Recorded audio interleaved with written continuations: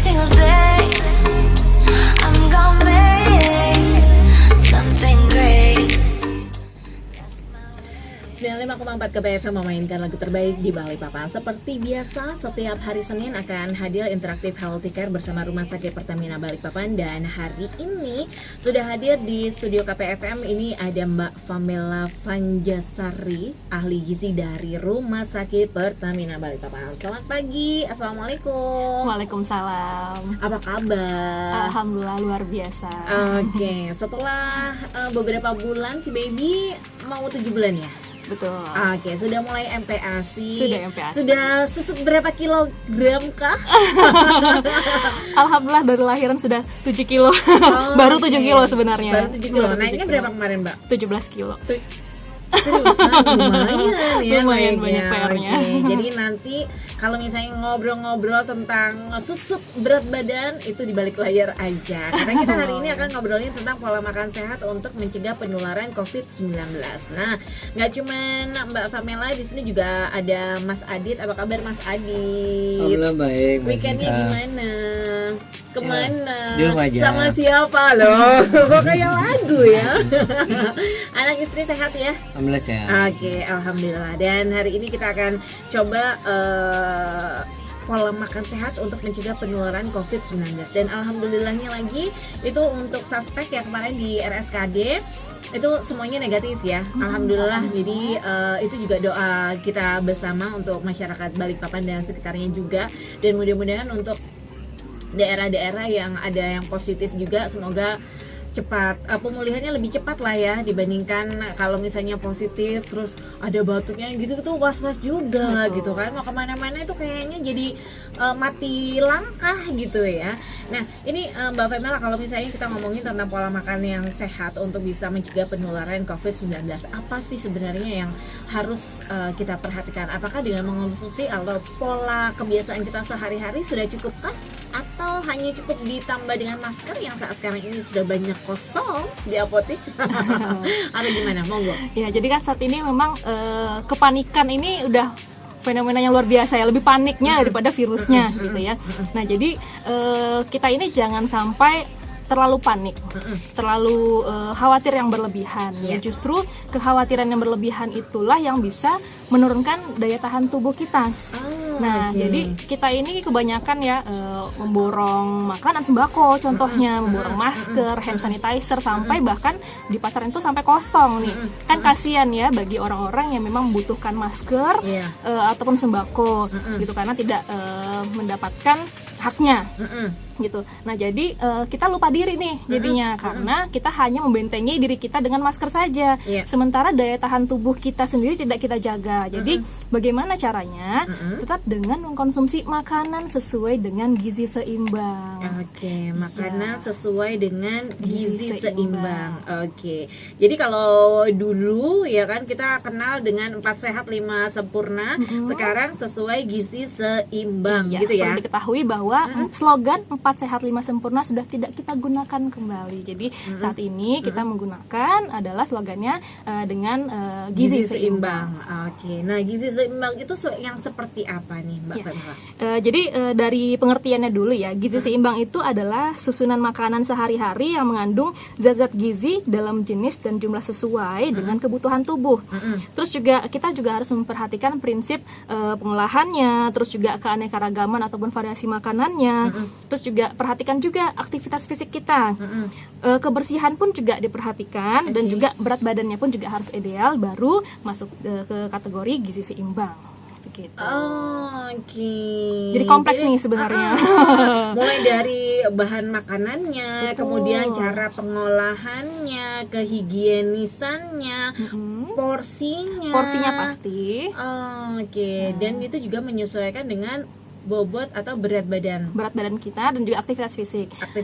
Nah, terus juga harus terpenuhi nih zat-zat gizi ya, komponen-komponen zat gizi yang paling penting untuk kita butuhkan agar daya tahan tubuh tetap terjaga, yaitu harus mengandung karbohidrat. Terus juga protein, lemak, vitamin, mineral dan juga air ya. Jadi jangan sampai kita ini mendewakan salah satu komponen tersebut ataupun memusuhinya. Nggak boleh. kan macam-macam nih diet sekarang ya, mendewakan misalnya lemaknya, terus karbohidratnya dimusuhin ya, itu sudah tidak kategori gizi seimbang. Jadi kalau diet itu kan sebenarnya merubah perilaku ya, merubah pola makan, itu sifatnya jangka panjang. Jadi memang harus disusun sesuai dengan gizi seimbang. Jadi 6 komponen ini tidak boleh dihilangkan ataupun didewakan. Boleh mengonsumsi karbo, tapi mungkin porsinya yang sudah mulai dikurangi. Betul. Karbohidrat wajib dikonsumsi. Misal dengan orang yang dengan obesitas, malam nggak usah pakai nasi deh, takut gemuk. Nah, padahal enggak. Tetap nasi ataupun karbohidrat pengganti seperti kentang misalnya, terus juga oatmeal itu boleh saja dikonsumsi, nggak masalah. Yang penting porsinya tidak berlebihan ya. Justru nanti jangan lupa daratan nih. Udah nggak makan nasi, tapi cemilannya kue-kue manis, roti ya. Nah, itu yang salah sebenarnya. Jadi memang makan sesuai gizi seimbang. Betul. Nah, ini dia. Karena kan kadang-kadang tuh kita suka belinya fresh, cuman ternyata penyimpanannya yang terlalu lama di lemari es itu ternyata juga mengurangi akhirnya gizi yang kita konsumsi. Betul. Sebenarnya idealnya kalau bahan-bahan makanan atau sayur itu berada di dalam kulkas atau lemari es itu hanya berapa lama atau berapa jam gitu, Mbak Pamela? Ini yang mentah atau yang sudah matang? Mentah. Yang mentah ya. Ya kalau misalnya yang mentah harusnya memang pada saat fresh ya langsung dimasak ya. Nah, setelah pemasakan pun juga sebaiknya langsung dikonsumsi. Jadi buat ibu-ibu ataupun mungkin yang memang masak sendiri, sebaiknya dihitung nih untuk satu kali makan aja. Jadi sekali makan misalnya cuma berapa orang? 2 orang kah, 4 orang, udah masaknya sesuai dengan porsi yang makan saja. Nggak usah nanti buat sore lagi atau apa, nggak usah. Jadi jangan memanaskan sayuran sampai lebih dari 1 kali pemanasan gitu. Jadi sebaiknya masak langsung makan dihabiskan. Jadi sebaiknya tidak dipanas. Tapi kalau blenderan itu biasanya enak loh. Ya, ya kan kalau orang Jawa itu gori itu semakin sering dipanasin itu makin merasuk. Gitu. Padahal sebenarnya banyak lemak jenuhnya yang udah masuk di dalamnya. Hati-hati dengan santan ya. Jadi santan itu sebenarnya baik jika pengolahannya tidak terlalu lama dan juga hanya 1 kali pengolahan. Nah, yang salah itu apa yang jahat? Kalau santan ini sudah dipanaskan berulang. Nah, itu lemaknya sudah sangat jenuh. Jadi sebaiknya masakan bersantan pun juga boleh kok sesekali, kenapa enggak? Tetapi lebih bagus lagi kalau santannya encer ya, tidak dibikin gulai misalnya gitu kan. Nah, itu enggak apa-apa, sesekali saja. Beginilah obrolan kalau ketemu dengan ahli gizinya gitu dengan KP. Nah, kalau misalnya Anda ingin berinteraksi langsung dengan Mbak Pamela, silakan Anda bisa telepon ya. Kita break dulu ya Mbak Pamela ya. Kita terima telepon Anda nanti di 054288000954 dan juga Anda yang ingin bertanya bisa melalui SMS dan juga WhatsApp di 0816200954. Jangan kemana-mana, kami akan segera kembali sesaat lagi.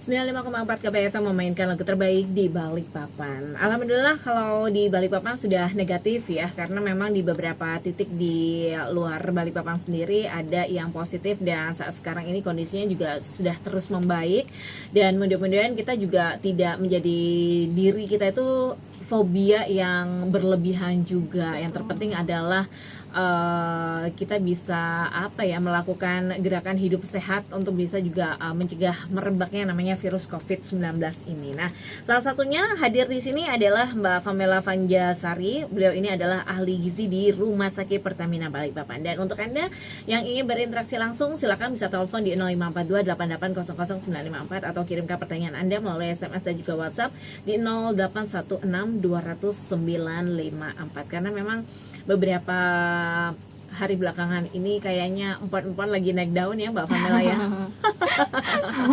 Mengalahkan harga ayam. Jadi kalau nggak salah kemarin ada temen yang menanyakan ke bakul jamu itu kalau nggak salah sekitar 80.000. Bahkan di Tangerang itu sudah tembus sampai 100.000 karena langka gitu ya. Dan ini orang-orang sudah mulai juga sudah mulai mengkonsumsi jamu karena ada WhatsApp blasting yang gitu-gitu gitu ya. Nah, ini kalau menyikapi hal ini, adakah penelitian yang memang menunjukkan bahwa sebenarnya empon-empon itu adalah salah satu hal untuk bisa menolak virus COVID-19 ini? Ya, jadi memang kita ini bersyukur ya tinggal di Indonesia kaya akan rempah-rempah. Jadi memang rempah-rempah ini sudah dari dulu ya itu bisa menyehatkan bangsa-bangsa Indonesia nih. Bahkan kita juga dijajah karena rempah-rempah. Jadi rempah-rempah. Ya, jadi rempah-rempah itu memang banyak mengandung zat-zat yang bisa meningkatkan daya tahan tubuh ya. Jadi sekarang ini kan sudah lagi viral nih jamu, misalnya seperti jamu kunyit, jahe, temulawak. Jadi memang ada beberapa penelitian yang mengatakan bahwa dari kandungan yang terdapat di dalam kunyit itu dia memang mengandung antioksidan. Terus juga untuk jahe sendiri pun juga sama. Jahe juga mengandung zat anti-inflamasi atau anti peradangan. Nah, jadi kalau misalnya jahe, kunyit, temulawak itu untuk meningkatkan daya tahan tubuh ya memang bisa karena sudah dari dulu ya kita gunakan bahasa Indonesia ini. Nah, tetapi kalau misalnya yang viral ini bahwa jamu bisa menghindari virus corona gitu, itu memang harus diuji dulu secara klinis karena belum ada penelitian yang membuktikan hal tersebut. Oke, Gitu. jadi kalau untuk daya tahan tubuh memang betul kalau misalnya mengonsumsi rempah-rempah ini tadi bisa menaikkan gitu iya. ya. Jadi kalau untuk menolak virus corona ini belum ada penelitiannya. Belum ada penelitian untuk menangkal virus corona tersebut. Sebaiknya memang ya itu tadi pola gerakan hidup sehat tadi, mulai mencuci tangan 20 detik di air yang mengalir. Dan itu juga pun juga sabun nggak ya. asal, nggak asal juga ternyata ada gerakannya. Masa Iya. gitu ya? Nah, jadi terkait dengan jamu tadi, jika memang mau meningkatkan daya tahan tubuh dengan jamu ya silahkan saja, tapi bukan berarti sampai panik ya. Wah, harus ada nih setiap hari dikonsumsi, harus beli. Nah, ya nggak seperti itu juga kepanikannya. Jadi kalau mau mengkonsumsi silahkan, tapi tidak diwajibkan gitu. Yang terpenting adalah kebutuhan gizi tetap terpenuhi. Kemudian juga kalau misalnya pilek atau mungkin batuk gitu pakai Bersin, masker gitu, ya betul. supaya tidak menularkan ke yang lain-lain gitu ya. Kemudian juga tadi kalau untuk makanan sendiri mulai dari pengolahannya, penyimpanannya, kemudian mengkonsumsinya pun ternyata itu ada aturannya. Pastikan gitu ya. matang sempurna. Nah, jadi itu dia. Jadi kalau sekarang kan macam-macam tuh ya pengolahan makanan, ada yang mentah lah, yang terus juga ada yang middle lah ya. Nah, itu medium gitu rare ya. segala macam. Jadi sebaiknya memang matang Untuk saat sempurna. satu- Untuk saat sekarang ini ini. matang sempurna. Oke, nah ini kalau misalnya untuk pengolahan seperti kayak ayam, ikan, kemudian kayak daging gitu. Nah, sebaiknya yang seperti apa? Apakah yang harus dikukus? Kemudian juga karena kan katanya sih hindari yang goreng-gorengan, yang gitu-gitu, yang katanya bisa memicu tenggorokan tuh harus dibasahi setiap 15 menit sekali, katanya gitu Mbak Famela. Nah, ini gimana? Ya, jadi pengolahan protein itu pastikan memang tadi ya matang sempurna. Terus juga protein ini juga bisa meningkatkan daya tahan tubuh. Contohnya seperti ikan, terus juga daging merah ya, itu yang juga mengandung zat besi. Zat besi pun juga bisa meningkatkan daya tahan tubuh. Terus juga tempe, tahu itu juga jenis protein. Telur pun, susu juga sangat bagus. Jadi untuk konsumsinya agar bisa meningkatkan daya tahan tubuh, itu bisa dikonsumsi 4 sampai 6 porsi sehari.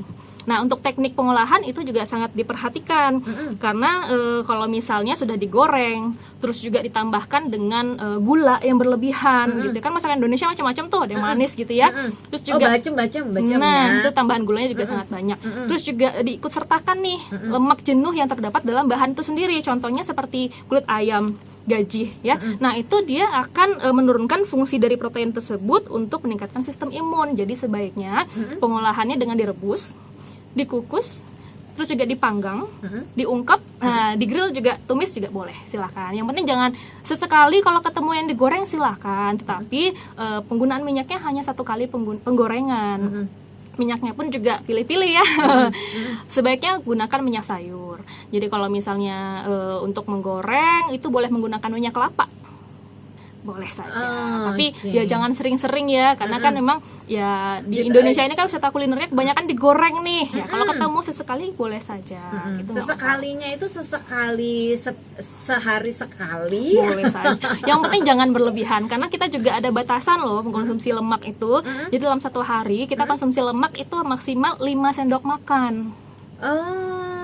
Iya, itu sudah termasuk minyaknya. Misalnya sambel udah pakai minyak. Terus juga, Gorengannya, terus ayam juga goreng. ayam goreng. Misalnya sayur ditumis, pakai minyak juga. Nah, pastikan dalam satu hari tidak lebih dari 5 sendok makan minyak. Oh, Iya. oke. Nah, itu cara ngitungnya gimana, Mbak Pamela ya? Kira-kira. Nah, saya kasih contoh. Jadi kalau misalnya seperti ayam, kita gunakan ayam yang kecil aja ya, mungkin paha bagian bawah. Itu kalau misalnya digoreng biasa, dengan hanya bumbu garam aja, itu penyerapan minyaknya sekitar 1 sendok makan. Nah, yang bahaya adalah kalau misalnya si ayam ini dilumuri dengan tepung, nah kalorinya pun akan makin meningkat, penyerapan minyaknya pun juga akan lebih, bisa 1,5 sampai 2 sendok makan. Jadi hati-hati. Iya. Oke, jadi ayam yang digoreng dilumuri hanya garam saja. Sama dengan yang dilumurin tepung itu Kalorinya sudah penyerapannya beda, penyerapan minyaknya pun juga berbeda. Oke. Jadi sebaiknya pengolahan ya sesekali ketemu yang digoreng ya silahkan, tapi dengan maksimal tadi ya, mengonsumsi minyaknya seberapa banyak. Terus juga hati-hati juga karena beberapa protein itu sebenarnya sudah mengandung lemak alami, Seperti daging contohnya. Terus juga ikan juga kan sudah mengandung minyak juga ya. Jadi sebaiknya ya silahkan ikan ini ya jangan lagi-lagi digoreng. Dengan pengolahan yang lain saja. Oke, Dibakar pun dipepes. dibakar pun juga sebenarnya harus dikurang-kurangi ya, batasi sekali karena asap dan juga pembakaran itu dia bersifat karsinogen, bisa menyebabkan kanker. Oh, oke. Jadi sebenarnya kalau untuk yang bakar-bakaran itu pembatasannya itu seminggu sekali atau sebulan sekali atau 2 minggu sekali atau seperti apa, Mbak? Seminim mungkin aja, karena kita sebenarnya pengolahan makanan ini kan masih banyak ya variasinya. Direbus, dikukus pun juga sebenarnya enak kok, hanya saja tidak terbiasa. Gitu. Kita ini kan kuliner Indonesia tuh sate, ayam bakar ya, itu sudah susah sebenarnya untuk dihindari. Tapi kalau misalnya ya ada acara tertentu, misalnya ada mungkin ya kambing guling lah apa gitu ya, Akikahan, ataupun gitu. misalnya ataupun acara pernikahan ya nggak apa-apa mencicipi ya, tapi ya tadi batasi. Jadi makanan-makanan itu sebenarnya adalah makanan rekreasi, artinya jangan terlalu sering, bukan untuk hari-hari dikonsumsi. Oh, oke. Betul. Nah, kan jadi selama ini makanannya yang suka goreng-gorengan. Apalagi kalau misalnya pengennya yang praktis. Tempe digoreng, tahu digoreng, ayam digoreng, pakai sambal terasi, lalapan, pakai minyak juga, iya kan? Nasinya digoreng juga jangan-jangan ya. Hati-hati. Nasi goreng pakai telur goreng, tempe goreng, ya kan? Terong digoreng, kol digoreng, semua serba digoreng. Iya, satu kali makan aja udah lebih dari 5 sendok makan minyak loh. Belum nanti makan malamnya, belum cemilannya. Roti aja digoreng. Nah, itu kan sudah terlalu banyak ya sebenarnya konsumsi minyak itu. Oke, 5 sendok makan minyak itu dalam 1 hari. 1 hari. Oke, Itu untuk mencegah penyakit degeneratif. Nah, ditambah kerjanya duduk aja di depan komputer tidak bergerak 20 itu ya. Iya. Oh, oke. Aduh, harus bergerak. Kita kayaknya Stretching break dulu ya. Dan untuk Anda pendengar KP yang juga ingin berinteraksi langsung dengan Mbak Pamela, ahli gizi dari Rumah Sakit Pertamina Balikpapan, silakan nanti bisa telepon ya di 0542 8800 954 atau kirimkan pertanyaan Anda melalui SMS dan juga WhatsApp di 0816 200 954. Jangan kemana-mana, Interaktif Healthy Care akan segera kembali sesaat lagi. Interaktif Healthy Care bersama Rumah Sakit Pertamina Balikpapan, dan kita masih akan ngebahas tentang pola makan sehat untuk mencegah penularan COVID-19. Dan di sini masih ada Mbak Pamela Vanjasari, ahli gizi dari Rumah Sakit Pertamina Balikpapan. Untuk Anda yang ingin berinteraksi langsung, silakan Anda bisa telepon di 0542 8800 954 atau bisa kirimkan pertanyaan Anda melalui SMS dan juga WhatsApp di 0816 200 954. Karena untuk bisa mendapatkan gizi seimbang ini ternyata banyak ya rangkaiannya atau runutannya itu tadi. Jadi memang kalau misalnya kita ngomongin tentang COVID-19 ini pastinya dari kita akan berusaha untuk bisa mendapatkan imunitas yang baik, yang bagus, karena memang ternyata daya tahan tubuh kita itu ada satu hal ini yang berkaitan dengan makanan juga.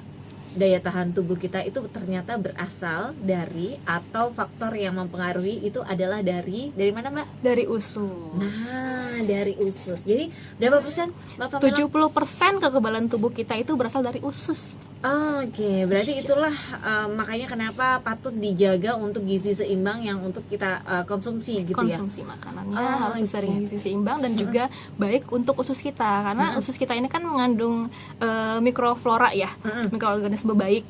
Itu juga sangat berperan nih dalam penyerapan zat gizi, terus juga untuk imunitas tubuh. Jadi terus juga untuk untuk mencegah bakteri jahat nih tumbuh di usus kita. Nah, kalau misalnya berbicara makanannya, memang sebaiknya pilihlah makanan yang mengandung probiotik. Ya, contohnya seperti yogurt, terus juga tempe, terus juga minuman fermentasi ya, itu sangat baik sekali untuk menjaga mikroflora usus kita. Lagi dalam suasana seperti ini ya, lagi gencar-gencarnya meningkatkan daya tahan tubuh ya, silahkan konsumsi makanan probiotik. Oke, ini juga sesuai dengan takarannya, jangan berlebihan juga gitu ya Mbak ya. Oke, sebenarnya kalau untuk fermentasi sendiri, minuman fermentasi itu berapa banyak bisa dikonsumsi? Nggak masalah sih kalau misalnya 1 gelas sehari gitu ya, ataupun misalnya seperti kefir nih contohnya, 1 cangkir sehari nggak apa-apa. Jadi kita juga jangan cuma fokus di situ saja, karena kan bahan-bahan makanan kita sendiri pun juga mengandung mikroflora ya, seperti yang tadi tempe tadi kan juga bagus ya, makan aja. Yang penting pengolahannya ya, hati-hati tidak digoreng lagi-lagi, tidak dibacemin lagi-lagi ya. Jadi silahkan mau di bumbu kuning kah, bumbu tomat ya nggak masalah. Justru penambahan gula yang berlebihan itu yang berbahaya buat usus kita. Jadi gula itu ternyata ada efek menimbulkan bakteri jahat. Iya, makanya pada anak-anak pun juga sebenarnya hati-hati, jangan terlalu banyak mengkonsumsi gula. Karena nanti bakteri jahatnya juga bisa tumbuh berlebihan dibandingkan dengan menjaga mikroflora usus yang baik. Oke, ini kesentil ya emak-emak yang memiliki anak MPASI gitu kan, karena si anak mungkin lebih doyan atau cenderung dengan yang suka manis, biasanya jadi mengikuti selera si anak, ya kan, jadinya supaya mau makan dan lain sebagainya. Padahal sebenarnya gula juga harus ada pembatasannya. Kalau minyak 5 sendok makan sehari, kalau gula? Kalau gula itu sebanyak 4 sendok makan sehari maksimalnya. Iya, itu sudah termasuk teh manisnya, sirupnya, terus juga misalnya mengkonsumsi kue yang mengandung gula udah termasuk. Jadi bukan hanya minuman manis saja, tetapi juga makanan yang mengandung gula pun sudah termasuk di situ, 4 sendok makan sehari. Maksimal. Itu untuk menjaga juga tercegah dari penyakit degeneratif, ya diabetes, ya contohnya obesitas, gitu. Itu juga bisa dari konsumsi gula yang berlebihan. Oke, jadi nggak hanya COVID-19 aja, tapi sebenarnya untuk semua penyakit itu asalnya itu tadi, karena daya tahan tubuh itu berasal dari usus 70% tadi. Jadi semua mudah-mudahan berawal dari makanan yang baik, gizi seimbang, pengolahan yang bagus juga gitu ya. Jadi ya panjang umur insya Allah gitu ya. Amin. Nah, jadi memang kita jangan terlalu fokus sama isu yang beredar sekarang, sampai kita lupa bahwa dengan tidak menjaga daya tahan tubuh banyak nih penyakit yang tidak hanya dari virus aja ya. Terus juga contohnya diare kan juga dari pencernaan nih, kalau kita nggak menjaga daya tahan tubuh, terus juga makannya sembarangan ya, tidak menjaga hygiene-nya, ya gampang sekali terkena diare. Oke. Jadi sebenarnya ini berarti dasar banget ya. Berarti untuk para ibu rumah tangga atau mungkin mereka yang suka di dapur ya kan, nggak cuma pada saat di pasar aja memilih bahan makanan ya kan, pada saat pengolahannya pun juga harus diperhatikan berapa kali pengolahan, pemanasan. Jangan berlebihan. Cukup 1 kali masak, habiskan, udah, nanti masak lagi. Dan itu kan juga jadinya membuat kita konsumsi makanan yang bervariasi gitu. Jadi tidak monoton kan. Nah, cuman kadang-kadang emak itu adalah pengennya praktis. 1 kali masak untuk 1 harian. Kadang-kadang gitu kan Mbak Femala ya. Pemanasan yang berulang itu yang harus dihindari, apalagi kalau misalnya protein ya yang cepat rusak gitu kan, itu juga harus hati-hati. Nah, ini bagaimana dengan pengolahan makanan yang setengah mateng, kemudian sebagian itu untuk contoh misalnya pengolahan makanan untuk tempe nih, sudah diolah setengah mateng, setengahnya untuk makan siang, setengahnya lagi untuk sore atau malam gitu ya. Nah, ini apakah model seperti ini tuh diperbolehkan atau? Kalau misalnya jaraknya itu masih di bawah 4 jam sih masih layak konsumsi. Jadi bawah 4 misalnya jam? iya sekitar 4 jam itu masih layak konsumsi. Jadi kalau misalnya udah masak makan siang gitu kan, terus kita kan makan sekitar jam-jam 12 atau jam 1 ya, jam 1. Nah, ya lewatkan aja jam 4 jam kemudian itu masih layak konsumsi. Tapi perhatikan, jadi kalau misalnya untuk makanan yang sudah mateng, ya, jangan berlebihan dipanaskan. Kalau misalnya hanya dipanaskan di microwave sebentar, mungkin 1 menit aja ya masih aman seperti tempe tadi gitu kan. Nah, tapi kalau misalnya yang menggunakan santan, nah itu yang harus dihindari karena dia akan menyebabkan lemak jenuhnya lebih banyak diproduksi gitu. Jadi sebaiknya santan jangan dipanaskan berulang. Cukup 1 kali masak habiskan. Terutama sayur juga ya jangan dipanaskan. Beberapa sayuran itu kalau dipanaskan berulang malah Contohnya menimbulkan racun. sayuran yang nggak bisa dipanaskan tuh kayak yang sayur bening-bening, Bayam itu tidak boleh dipanaskan berulang. Terus Oke. juga brokoli pun juga untuk pemasakannya pun juga tidak boleh terlalu lama. Cukup di bleaching aja. Di bleaching itu direndam air panas. dalam air mendidih Air selama cukup 5 sampai 10 detik udah angkat. Jadi makannya masih garing-garing gitu. Yang penting warnanya udah hijau. crunchy Iya, gitu. betul. Oke. Ini memang kalau ketemu sama ahli gizi ini jadi yang jarang-jarang ke dapur tuh jadi lebih paham ya kan. Pengolahannya juga karena untuk keluarga kan akhirnya antara pengen kepraktisan tadi masak sekali untuk 1 harian ya kan, tapi juga dengan adanya ilmu seperti ini ya sebaiknya juga jangan enggan untuk ke dapur karena memang bisa menyiasatinya itu dengan beberapa bahan makanan itu sudah dibersihkan, itu sudah dipotong-potong sekaligus, nanti pada saat akan makan baru akan diolah. Dimasak lagi boleh. Dimasak. Jadi kita dari persiapannya aja yang direpotkan gitu istilahnya ya. Persiapan kita udah siapin mau simpan kulkas nggak masalah, asalkan memang kondisinya mentah. Nanti ya pas saat jam makannya lagi malam nih gitu ya udah tinggal dimasak lagi gitu. Tapi bukan yang di media pemanasan tadi ya. Itu kan juga sebenarnya kita ini sebagai ibu-ibu juga dituntut untuk kreatif gitu kan. Makanya kalau misalnya makanannya monoton, hanya digoreng-goreng aja semuanya, ditepungin segala macam, akibatnya apa? Nanti keluarga mintanya makan di luar terus yuk gitu. Padahal kan kita nggak tahu ya makan di luar itu apakah sudah terjaga hygiene-nya, belum lagi nanti dompetnya, Iya, benar.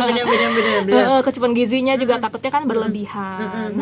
Jadinya yang sakit kantongnya ya. Oke Mbak Pamela, kita break dulu, dan untuk Anda pendengar KP Interaktif Healthy Care masih ada 1 sesi terakhir. Untuk Anda yang ingin berinteraksi silakan di 0542 88000954 atau kirimkan pertanyaan Anda melalui SMS dan juga WhatsApp di 0816 200 954. Jangan kemana-mana, kami akan segera kembali sesaat lagi. Di Balikpapan masih bareng sama Mbak Pamela di sini, ahli gizi dari Rumah Sakit Pertamina Balikpapan. Kalau tadi sudah disinggung ya tentang gizi seimbang, kemudian juga cara pengolahannya, kemudian juga untuk penggunaan gula dalam 1 hari maksimal itu 4 sendok makan. Kemudian kalau minyaknya sendiri itu 5 sendok makan, itu sudah all in ya. Kemudian juga berpengaruh, makanan itu berpengaruh pada usus juga, dan karena 70% imunitas atau daya tahan tubuh itu berasal dari usus yang sehat, nggak ada salahnya untuk mengonsumsi minuman fermentasi atau yang mengandung prebiotik tadi gitu ya. Termasuk juga tempe itu juga mengandung probiotik. Probiotik. Itu yang suka disepelekan ternyata ya, mengandung probiotik. Nah, ini terakhir yang ingin dicoba disinggung adalah vitamin yang dibutuhkan untuk bisa membuat badan itu tetap bisa mencegah penularan COVID-19. Nah, kalau untuk vitamin yang sendiri, ini adakah vitamin-vitamin yang harus dikonsumsi, harus minum vitamin C dosis sampai dengan 500 miligram per hari kah, atau seperti apa Mbak Pamela? Oke, jadi memang vitamin ini kan termasuk mikronutrien, jadi kita itu butuhnya nggak banyak kok, tapi jangan sampai kurang. Nah, jadi kalau misalnya untuk meningkatkan daya tahan tubuh, kita memang fokusnya di vitamin C contohnya, vitamin E dan juga vitamin D, karena memang vitamin-vitamin ini bisa meningkatkan daya tahan tubuh. Nah, vitamin C ini juga diperlukan untuk mencegah berbagai macam virus. Nah, terus kalau misalnya kita cari sumbernya ya, pada makanan vitamin C itu hanya didapatkan dari buah dan sayur saja loh. Oke, buah dan sayur saja. Iya, jadi hati-hati kalau misalnya tidak suka buah dan sayur ya, berarti bisa jadi nanti kebutuhan vitamin C dari makanannya tidak terpenuhi. Ya kan macam-macam nih sumber vitamin C dari buah dan sayur, contohnya seperti jeruk ya, kiwi, terus juga misalnya pepaya, terus juga stroberi, nanas, jambu, biji juga sama, itu juga mengandung vitamin C yang sangat tinggi. Kalau dari sayuran seperti brokoli, paprika, ya, kembang kol, cabe itu juga sama mengandung vitamin C. Oke, saya nggak suka sayur, Mbak Famela, nggak suka buah, tapi saya suka yang pedas-pedas. Tapi jangan berlebihan ya, karena makanan pedas pun juga bisa meningkatkan nanti asam lambung. Iya. Oke. Nanti malah menyebabkan penyakit yang lain, diare, karena terlalu Mules pedas. ya, Iya, Nada. mules. Oke. Jadi nggak usah berlebihan mengkonsumsi cabai. Kan sumber vitamin C lain kan banyak ya, apalagi kita negara tropis ini kaya loh akan Buahnya buah-buahan. banyak. Jadi Oke. jangan sampai kita ini rugi karena berada di lingkungan yang banyak vitamin buah-buahan yang mengandung vitamin C-nya. Nah, untuk vitamin E pun juga sama, itu juga harus dikonsumsi, bisa dari macam-macam juga ya. Vitamin E ini alpukat contohnya itu juga sama. Terus juga untuk vitamin D. Dari mana sih vitamin D? Kan kita udah banyak nih tinggal di Indonesia pun juga ya di garis khatulistiwa, sinar mataharinya juga cukup, silahkan berjemur. Oke. Ya, jadi untuk berjemur pun juga pilih jamnya. Nah, Jamnya yang ideal katanya sih sebelum jam 9 pagi. oh enggak, Jadi sebenarnya lebih adalah siang lagi. penelitian terbaru justru lebih siang dari Lebih jam siang. 9 pagi. Iya, jadi sebenarnya sinar ultraviolet B itu baru muncul saat waktu menunjukkan di atas jam 9. Nah, jam 11 itu udah bagus tuh.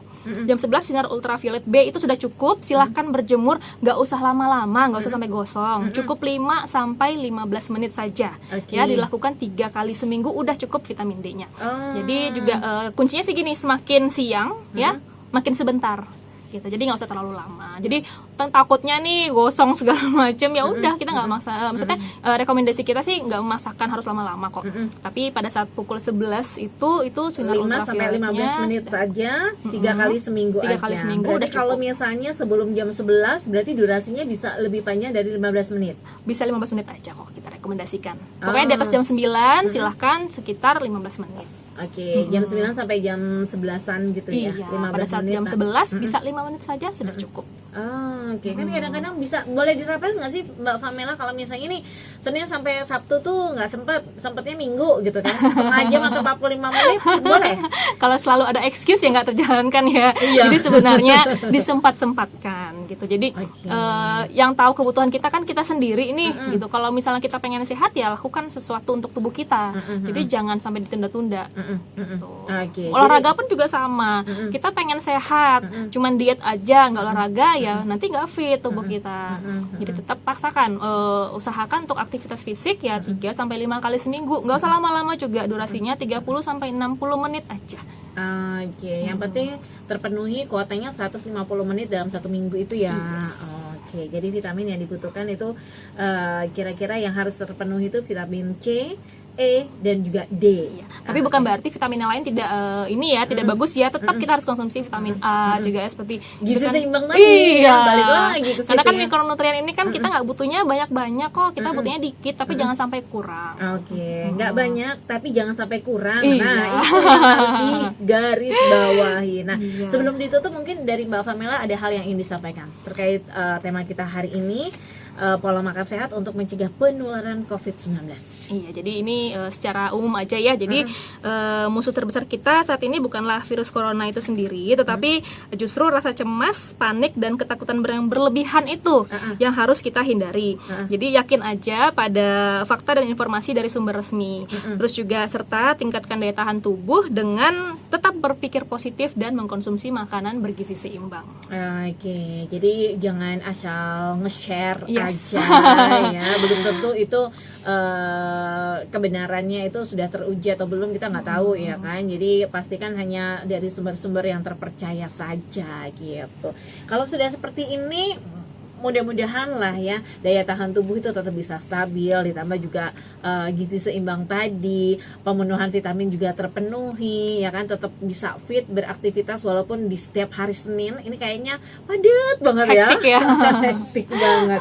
Oke, terima kasih banyak Mbak Female sudah hadir di sini. Terima kasih banyak juga Mas Adit sudah setia mendampingi, menemani juga ya kan. Semoga sehat-sehat terus, tetap bisa memberikan kontribusi terbaik juga untuk Balikpapan dan sekitarnya. Dan salam buat teman-teman yang ada di Rumah Sakit Pertamina Balikpapan. Ketemu lagi di minggu depan ya. Dan untuk Anda pendengar KP jangan kemana-mana karena setelah ini akan hadir Zona 2000. Lagu-lagu yang dipilihkan adalah lagu-lagu tahun 90-an dan awal 2000-an. Jessica pamit, bye-bye. Bye-bye.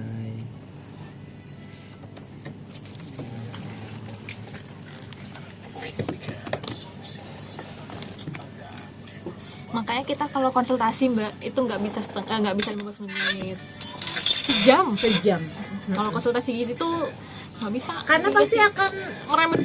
Apalagi kalau yang sudah konsultasi suami istri, pasti masalahnya beda-beda. Padahal konsultasi kan cuma suaminya aja.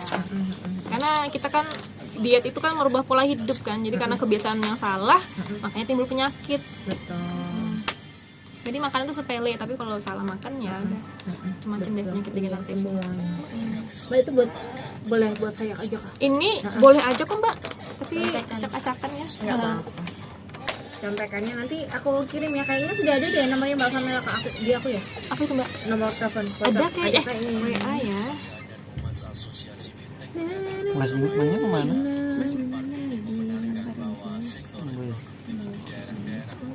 Kayaknya aku belum simpen deh Mbak. Nomornya Mbak berapa? Nggak ada juga. Berapa nomornya Mbak? 0813 0813 47 47 44 44 99 99